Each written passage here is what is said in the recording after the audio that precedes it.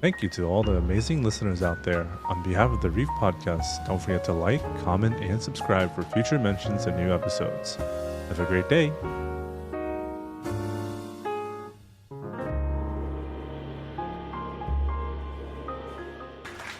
Woo!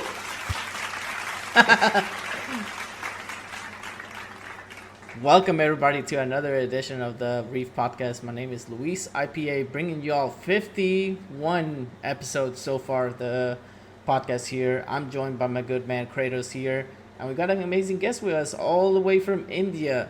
Please welcome Mr. VK here from BornMonkie. Welcome in, sir. Hi guys. Man, so happy to see you here, man. I mean, I know it's a little early for you over there, but how are you today? How are you feeling? Good. Man, so in case you guys don't know, he actually is a indie game developer for the company BornMonkie, and he's gonna tell you all a little bit about himself, and then we're actually gonna go ahead and start with the Q&A. So you have the floor, VK. So hi, I'm Samhit. I'm the founder of BornMonkie. We've been running BornMonkie for about 8 years now. We made a lot of mobile games in the early phases, like the first few years, and then we've shifted to PC and console. And we're working on 2 games right now. One is launching this year. It's called Dodo Duckie. It's a puzzle platformer. It has a neat twist of switching between 2D and 3D. Gotcha. And the game that's coming next year is Upper Chamber. It's an action horror game. That's awesome. That is also a pretty exciting game. Yeah. That's awesome. And in case you guys don't know that are listening out there, we actually are live on Twitch and of course on Twitter under Spartan Gang's Twitter. So shout out to Spartan Gang for letting us actually use their Twitter to actually broadcast this on Twitter. And of course all you guys that are listening to us on live on Twitch as well. Thank you from the bottom of my heart for making our podcast be the center of your entertainment for the night. So without further ado, we're gonna go ahead and start, and I'll let Nightmare start with the first question. Okay, so I know I'm probably going to steal Louis' main question here, but what got you into developing video games? So I used to be very interested in animation when I was like very young, and I somehow figured out that you can use Flash to make animations. Adobe Flash, if you guys remember the Flash days. So I started picking up Adobe Flash, and then somehow I figured out that you could also program in the same software, and that is when something clicked. So I started making art inside Flash, and then animating them, and then programming and making these tiny platforming games, and that is how the passion for video games started. Obviously, I used to play a lot of games from the very early stage, so I was pretty interested in video games. And then when I discovered that I could make them myself with very little effort, it just snowballed into like a full-on passion. That's awesome. So all the time, you said you grew up with video games a lot. So what was the first memory that you remember from back when you were actually on your younghood? Like, what was a game that you always played that you're like, oh man, this is actually a game that I always loved when I was a kid? Yeah, so I think Super Mario would be like the first game that I played. I mean, it's the dodgy version of Nintendo. We don't have the real Nintendo in India, so we have the clones of them, but the games are still the same. So like, so Super Mario would be like the first game that I believe I played. And it really left a great impression on me. All the games, all the Nintendo games. That's awesome. All right, what you got, Nightmare? So I'm assuming there's more than just you on the team for who's all building the game. Is there anybody specific you want to shout out with the team for what they do with this game? I would say Vincent, the art director from France. I think he's done a great job with this game. The switching between 2D and 3D is very difficult game to make art for, because you have essentially two worlds that you need to manage art. So this was a difficult task, and then we had to bring in Vincent. So I think Vincent deserves a shout out for sure. Gotcha. All right, so without further ado, before we continue with our questions here, guys, we're gonna show you a grand premiere of a little teaser trailer for Dodo Duckie. So I hope you guys enjoy this, and we'll be back in a minute.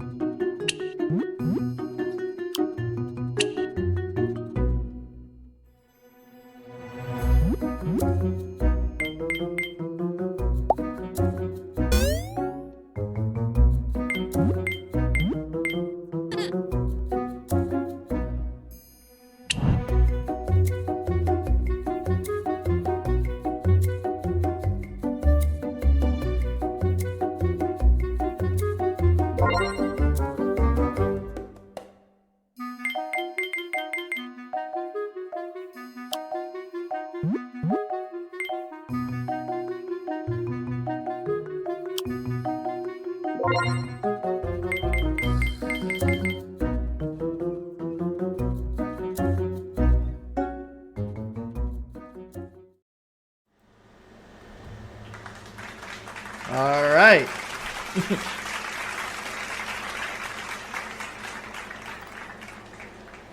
That was Dodo Duckie. So you said that you played Mario, and I could actually feel the Mario vibes, like from Super Mario 64 on that game.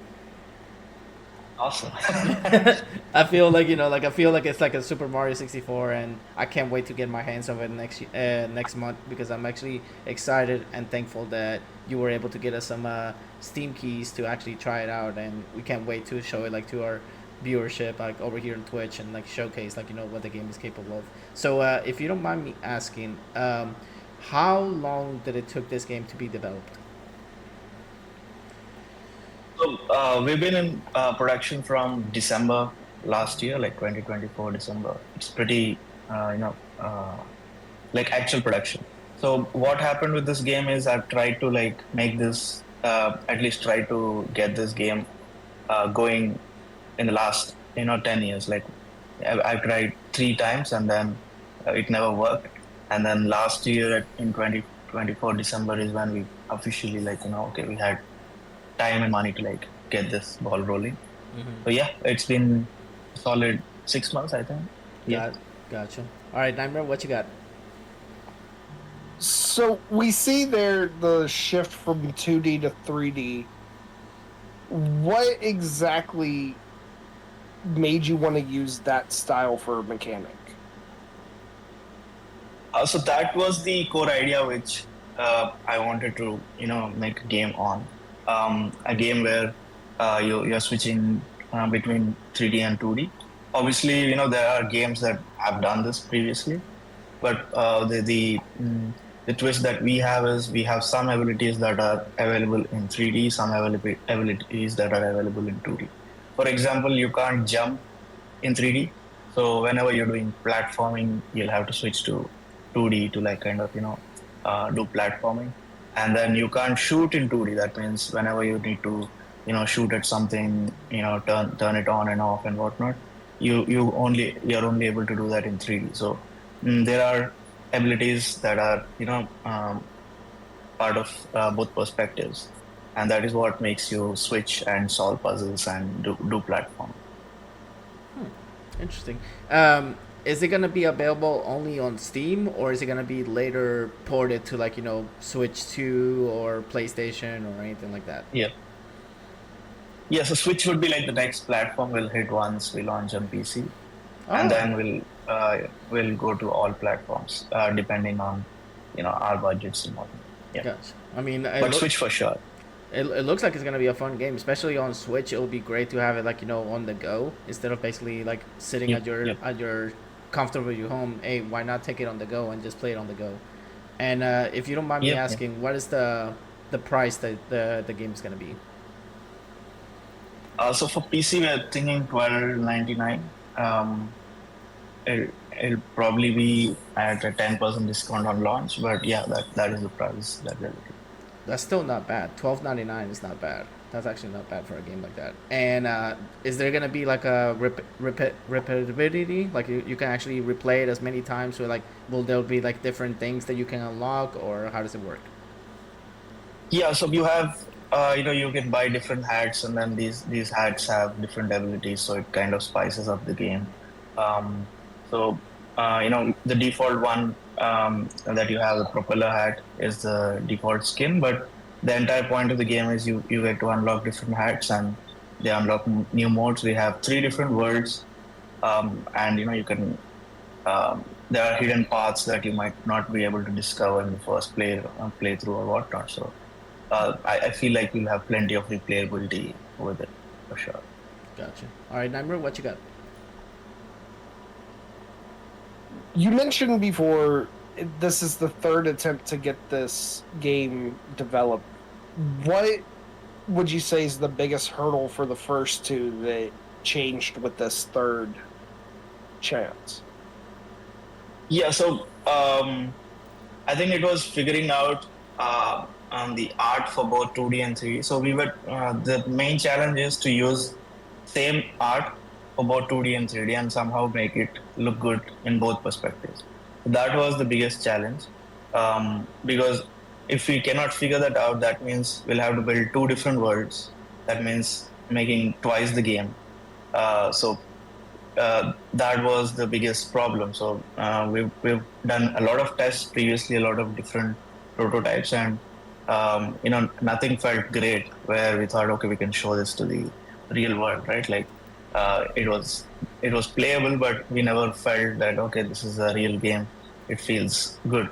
So the third time is when we figured out an art style that kind of looked great in 2D and 3D together. So. It was mostly like an art challenge and few game mechanics that finally clicked. Interesting. So let me ask you this: if the game is actually successful, you think like you guys might actually work in a sequel or anything like, or add DLC or anything like that? DLCs for sure. We'd love to have some new worlds as DLCs. I believe at least one free DLC should be in the pipeline for sure once it launches, alongside a Switch release. So yeah, DLCs are very much in the pipeline, like are part of the plan. Not sure about sequels. I mean, if it's really doing well, then for sure, if there is demand and interest. But yeah, like we have another game to get to after this, so I'm not sure entirely like if we'll hit a sequel that early. Gotcha. Okay. So what challenges do you think you can face, like as release date gets close, like what challenges do you expect to come, like with this game? Like do you think like people overall are gonna like enjoy it, or are they gonna like basically be a little confused that you basically are a little ducky running around trying to get coins and get things? Got it. So marketing is a bit tricky for this game for sure. It's been doing great with streamers. It's been great on Reddit.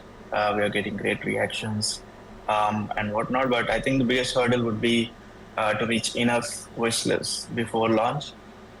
Since this is a launch, we're publishing this ourselves. So I think we need to make sure people understand why we are switching between 2D and 3D and why is this an exciting game. I think that would be our biggest challenge to convince through marketing. So yeah, those are the challenges, and reaching significant number before launch is very important for a good launch. Gotcha. All right, Nightmare, what you got?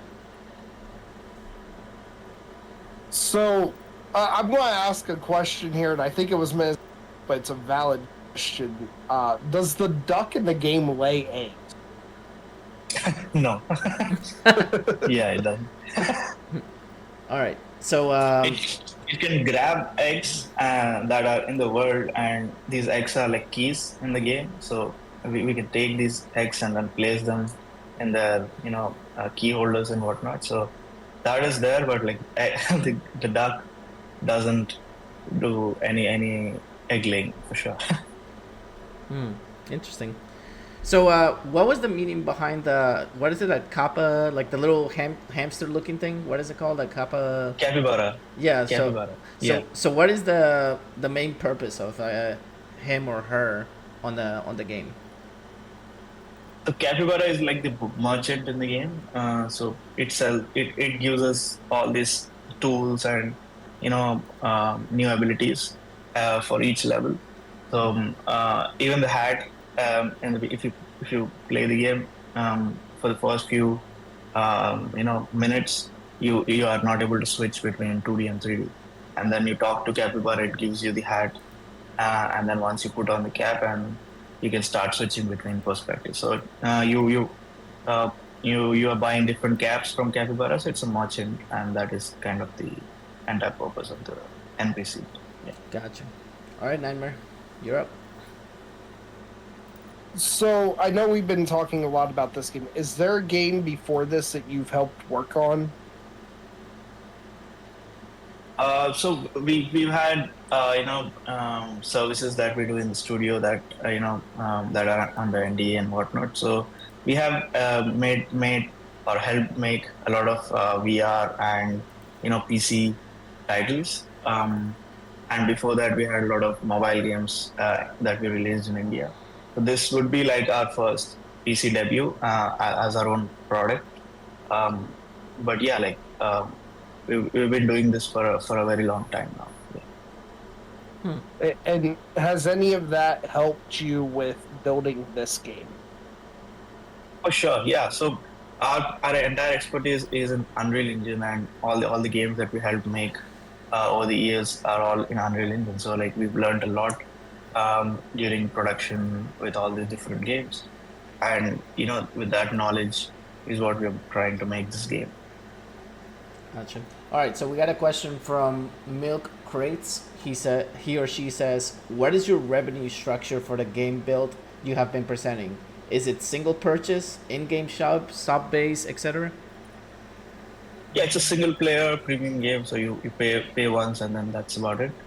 And that if there are paid DLCs in the future, but yeah, like we are looking at a single premium purchase. Yeah. Gotcha. And what was no microtransactions? What was the inspiration behind choosing a duck out of all the characters, all the things that you could choose? Like, why a duck? So we tried a bunch of things. It was a humanoid kid earlier. It did not feel goofy enough. I think that was the explanation. Like I've tried a bunch of things, but nothing felt goofy enough. And I wanted to try, and somewhere my sister was the producer here in the studio.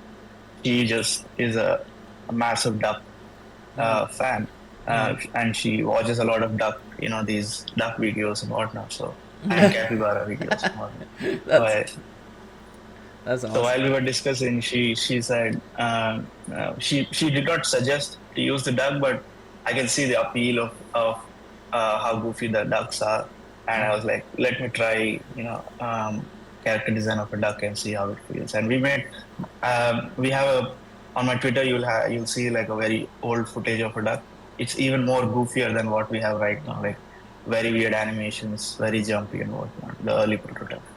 All right, Nightmare, what you got? We actually have another question here. I feel like this is a little bit of asking for a spoiler, but I'm going to ask it anyways. Sweetened by Bunny asks, what is the main goal of the ducky? Why is the duck collecting coins and hearts? I mean, that is pretty much a game design thing, right? Like why does Mario collect coins and whatnot? So that being said, you still have utility in the game. You are spending these coins to buy new hats, new abilities in the game. And why is the duck on this adventure? That is because Dodo Duckie was raised raised in a farm along with chickens. So there is these chickens were then abducted by aliens, and now Dodo is trying to find them.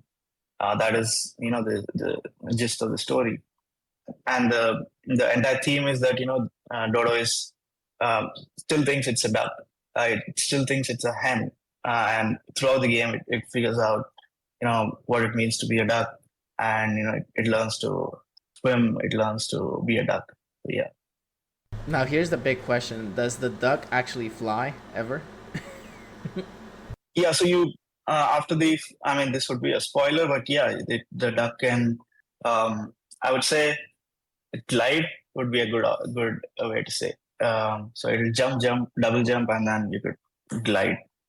Um, so that's the max movement. I wouldn't say it's fly, but yeah.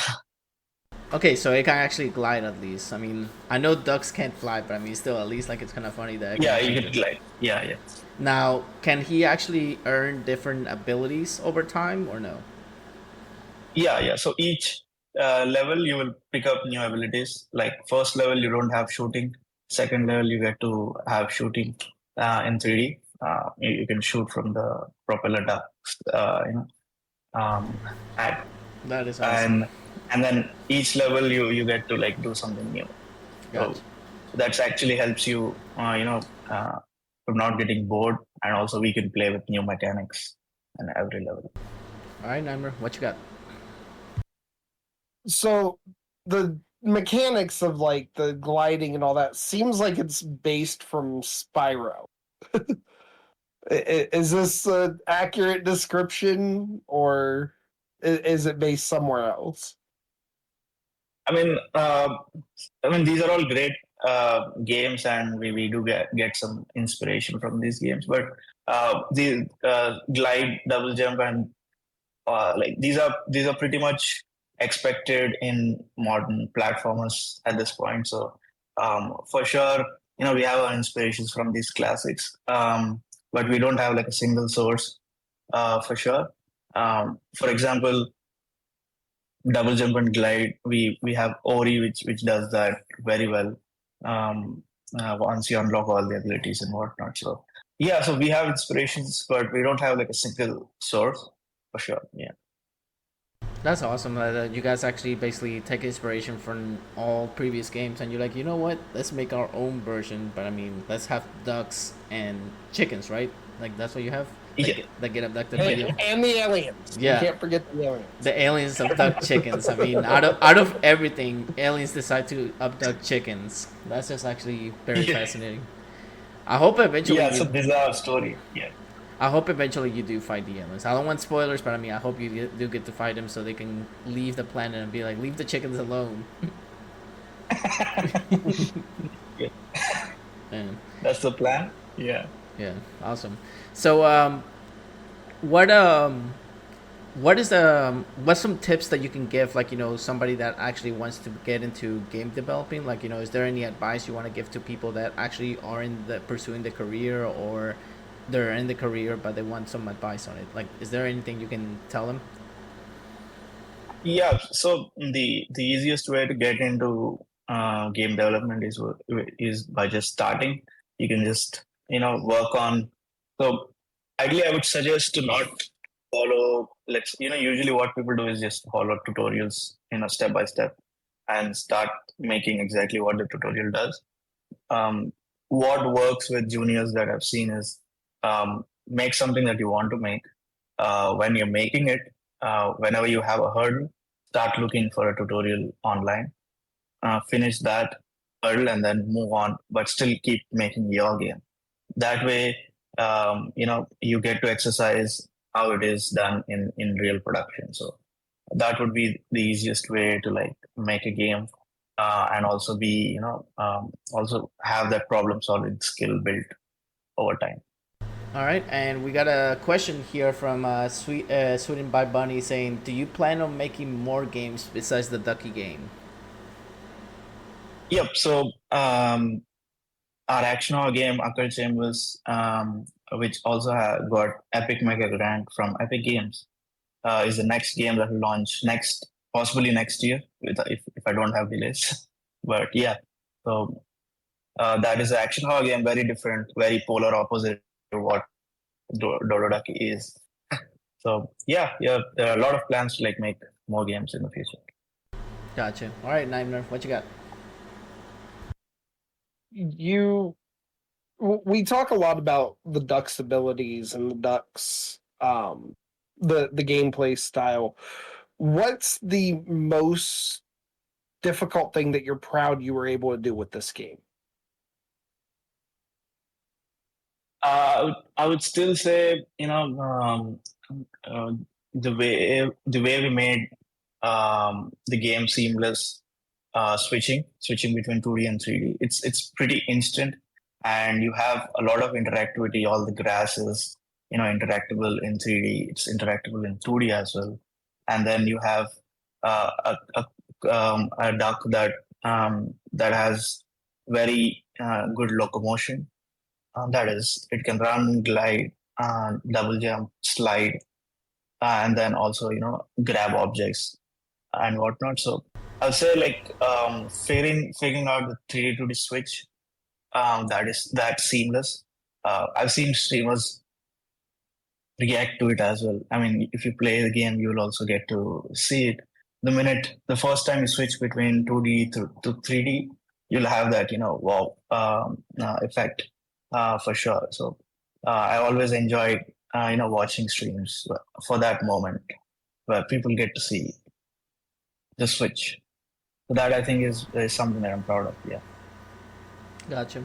As you can see, I mean, I don't know if you're watching the live right now. We have a lot of support from Spartan Gang and a lot of new people here as well. So I want to thank everybody that has been watching us here. Apparently, there has been technical difficulties on the Twitter side. I mean, more than likely, that'll be fixed for the next episode. But I mean, we want to thank Spartan Gang still to let us actually broadcast this, when it actually works for Twitter. I mean, they have been amazing. They've been great. And as you can see, we have so many questions from the community already. So shout out to Spartan Gang and Cicada, who's their owner, for bringing on a lot of people to actually interact with you, talk with you, get to know more about the game coming out, and we really cannot thank them enough.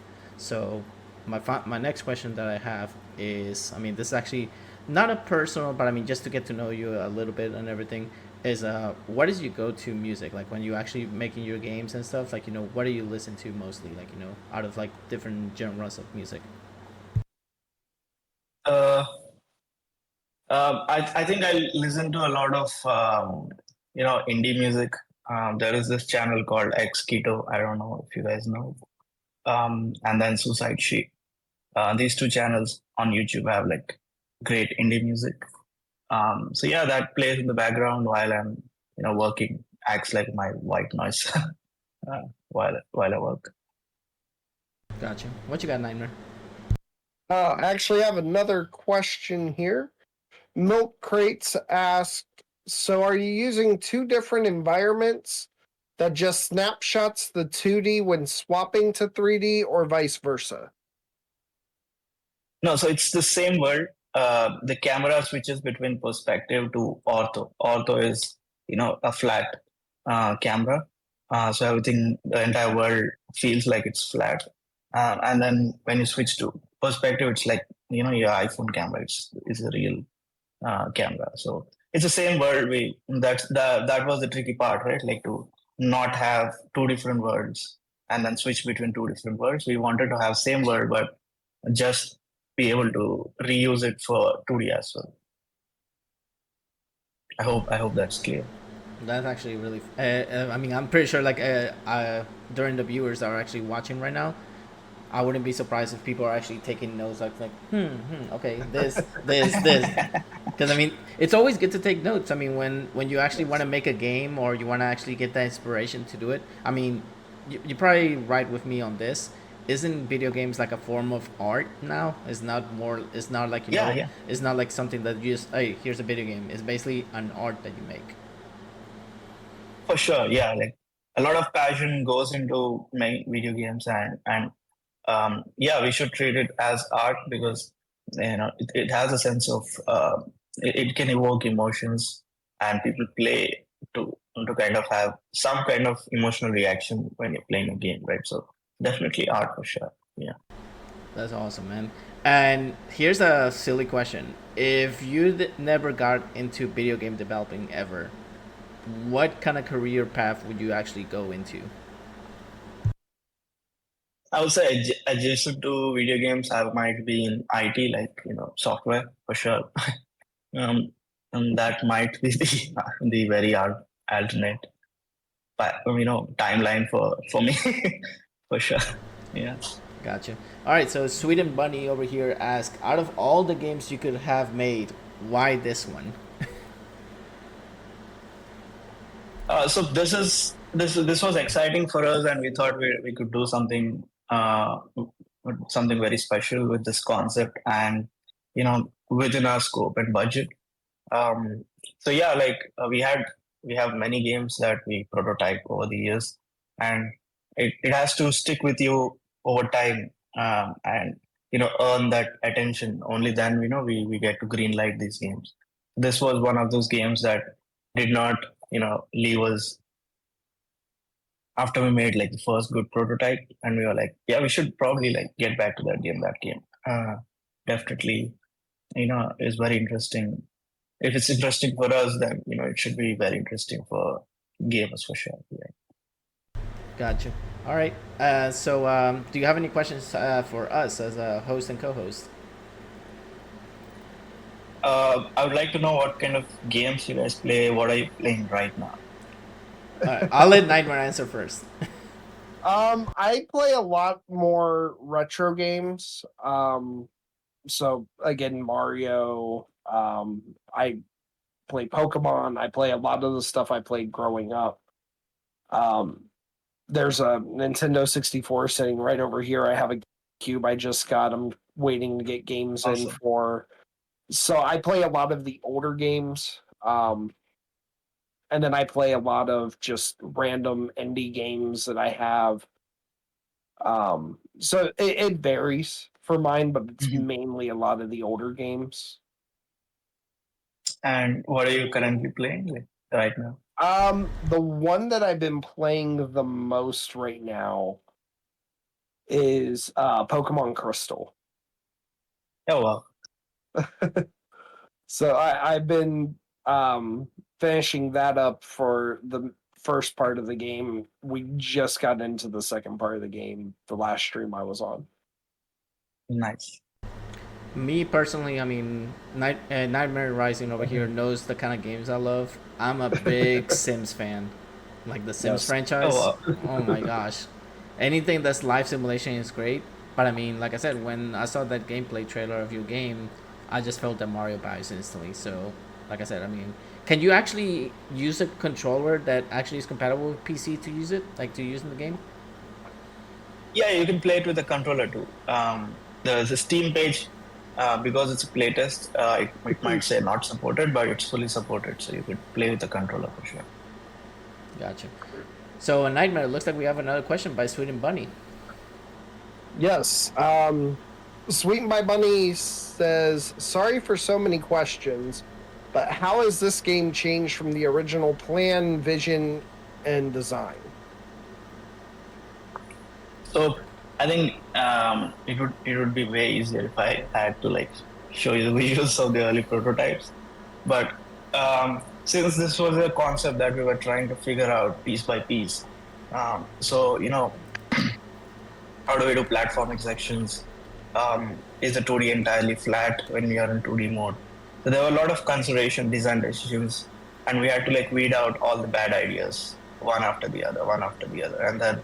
Eventually we found this formula of a seamless experience that is not very confusing to new users. The first prototype was very disorienting, switching between 3D and 2D. People did not feel like it's the same world, and there were a lot of issues. So yeah, a lot of playtesting, and it has improved a lot. I mean, if you jump onto my Twitter, you will see some old footage of very crappy looking prototypes. But you'll understand how it evolved for sure. Yeah. Gotcha. So we have a silly question from Milk Crates. They said, "Are you looking for any hot streamers for playtesting marketing?" For sure. Yeah. If you're interested in playing the game, just hit me up. Yeah. Definitely. And where can they find you? Like, what social media platforms can they find you at? Uh, Twitter X would be like the best place to reach out to me. I'm pretty active on Twitter. Yeah. Awesome. Week Summit. Yeah. Hmm. Awesome. So, another question that I had. I mean, it's not like I said. We had a lot of questions that we asked you about the game, which is amazing. But what is your go-to food or drink? Like whenever you actually have downtime from game development. I mean, I drink a lot of Pepsi, unhealthy amount. Uh, and then the food, I think it's pretty like usually it's home cooked, so I am and whatnot.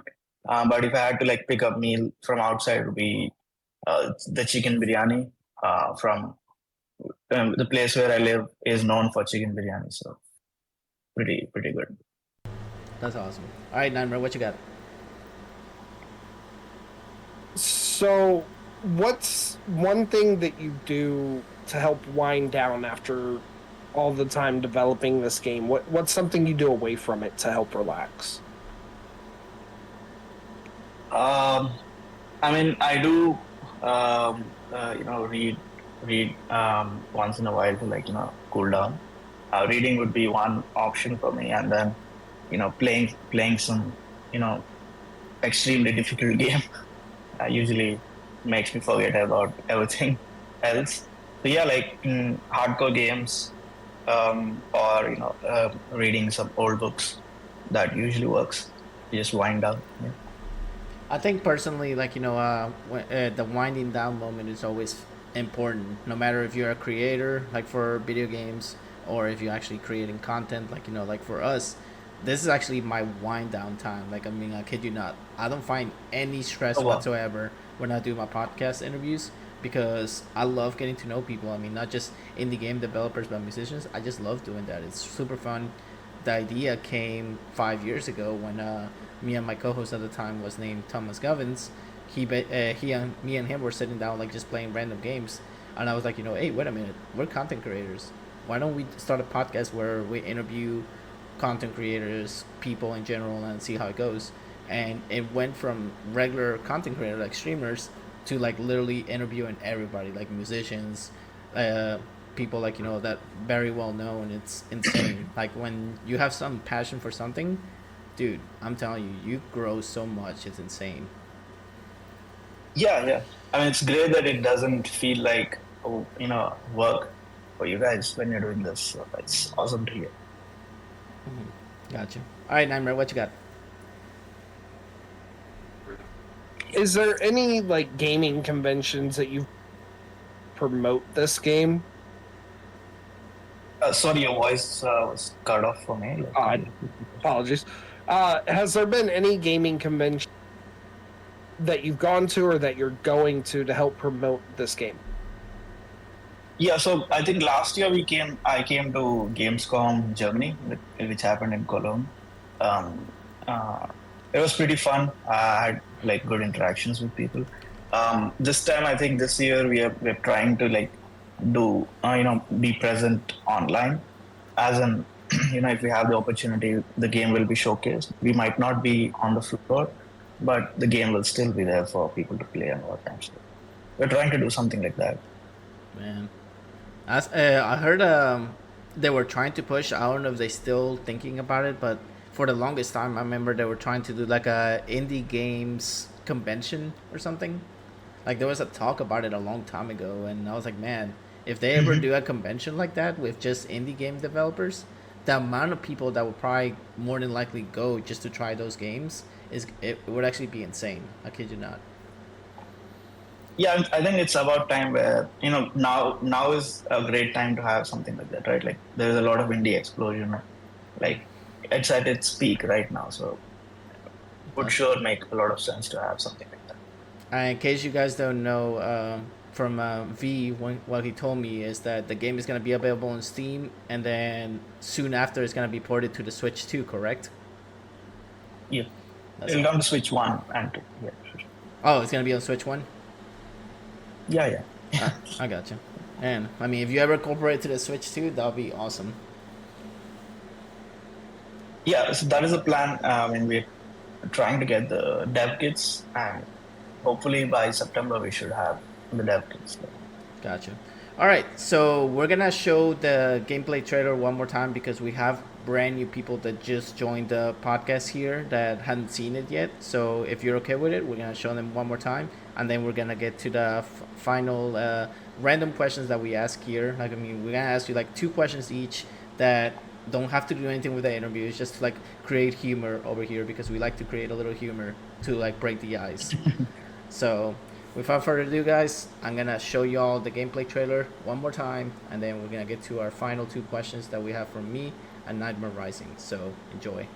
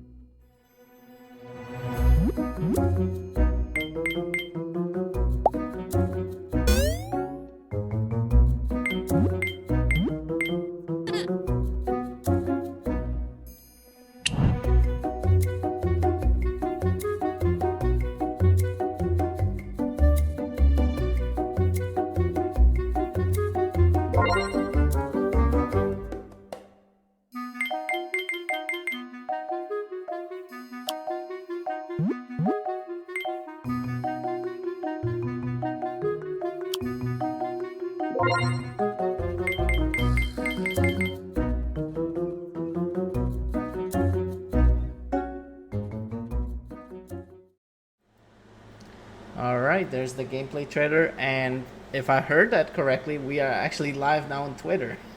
So it looks like they actually fixed it up, so that was actually perfect timing because we were able to showcase the game. So thank you again, V, for allowing us to show that gameplay trailer, because I know me personally, I'm going to be playing it quite a bit on my days that I streamed. And over here, this guy right here is more than likely going to play it quite a bit too. We might actually try to speedrun, see who actually beats each other, which I know he's gonna more than likely he's probably trying more than likely he's gonna beat me because he's a big speedrunner when it comes to stuff like that. But not so much speedrunner, just really, really good at. Yeah, he's big in platforms. Then you love it. Yeah. Yeah. All right. So here comes the funny out of nowhere questions that we have for you. So I hope you're ready for these because this is gonna make you think and be like, what kind of people are these? I don't know these people anymore. So question number 1: are you a pizza person or a wings person? Wings. Yeah. Wings. Oh, okay. All right, Nightmare, what you got? Okay, I'm gonna steal his then since he steals mine. Does pineapple go on pizza? Sure. Like, why not? Now here's the follow up to that though. Do you like it on your pizza or not? Got another one that said no. See, but he agrees that it goes on pizza. Yeah. It looks like we got a rope man in the chat saying like it does belong in pizza as well.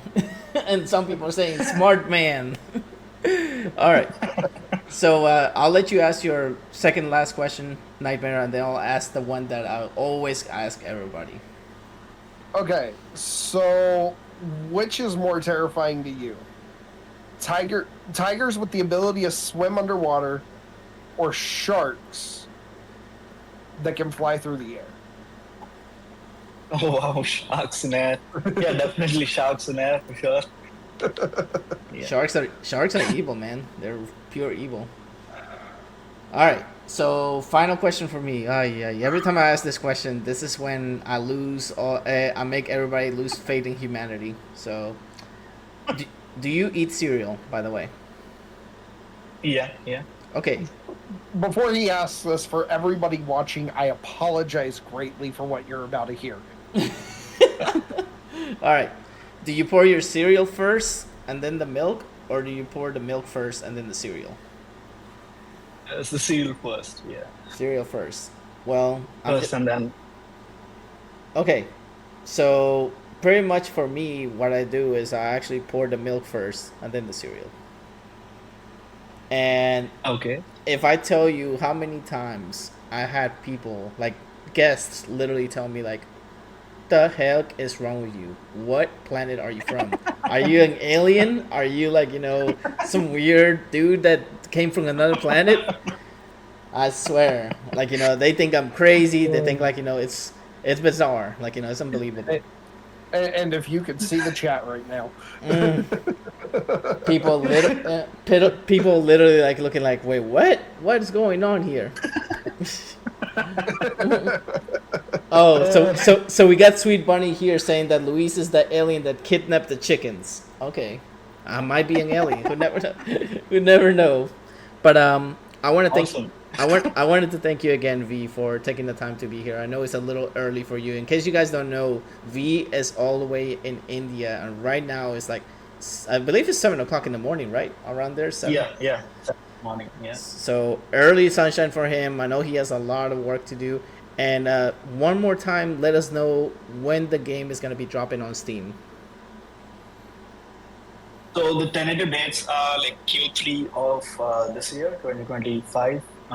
Possibly the October Steam Fest will hit the demo, and then immediately after the game might release. Gotcha. If you have like enough, momentum there. Yep. So it'll be around the Halloween month, basically. Yeah, on that month or the following. Yeah. And I did have one final question about the little ducky that we play as. Why on earth is he wearing one of those hats that has a little spinning blade on top? Yeah, so the propeller hat is like the default hat in the game. We found that the duck was not silly enough. We wanted the cap to be even more silly, so we picked that cap. But yeah, you have a lot of abilities where the propeller changes shape and then you can shoot through the hat. So Gotcha. pretty interesting. Awesome. All right. Well, I want to thank again Spot'em Gang. I want to thank you, V, for being our guest for the podcast tonight. Thank you so much for being here. I'm gonna bring it over to Nightmare because he has a big announcement about our merch going live really soon. Nightmare, you have the mic now. Yes, we have here within probably the next month, we will have a fully live merch store with both our old logo and our new logos coming live, completely ready for anybody to purchase. We are just working on the final touches now. There will hopefully also be a way to help if you guys want to donate to the podcast or send support in any way, shape, or form. You guys should be able to do that. We're working on getting that live on the merch link as well. Awesome. And I'm going to give everybody a little hint. Basically, like, for the new one, what I really love about it is because we're actually partnered with Spot'em Gang. Nightmare here was able to recreate the shirt with our Spot'em Gang logo right here on the shoulder. So you'll see Spot'em Gang right here, and you'll see our logo right here. And we might have different editions. I mean, we'll see how creative Nightmare can get.